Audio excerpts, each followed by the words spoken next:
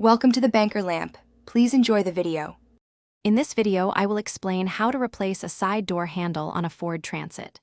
First, gather your tools, including various screwdrivers, a trim removal tool, and your new handle assembly. Always ensure your vehicle is safely parked on a level surface with the parking brake engaged before starting any work. This preparation ensures a smooth and secure replacement process. Now, let's remove the old handle. Begin by carefully prying off the interior door panel with a trim removal tool, working slowly to prevent any damage. Once the panel is off, you'll need to disconnect any electrical connectors and linkage rods that are attached to the handle mechanism. Finally, unbolt the old handle from the door frame, usually requiring a socket wrench for the mounting bolts. With the old handle removed, it's time to install the new one.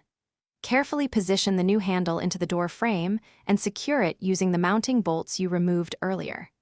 Next, reconnect all the electrical connectors and linkage rods to the new handle assembly, ensuring they are firmly in place. Before reattaching the door panel, always test the handle's operation to confirm it works correctly. To finish up, carefully reattach the interior door panel, making sure all clips snap into place and all screws are properly secured. Give the door a few good open and close cycles to verify it latches and opens smoothly from both the inside and outside. This ensures everything is working as it should.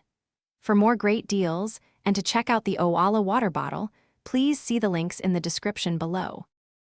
Thanks for watching. If this was helpful, leave a like and consider subscribing. See you next time.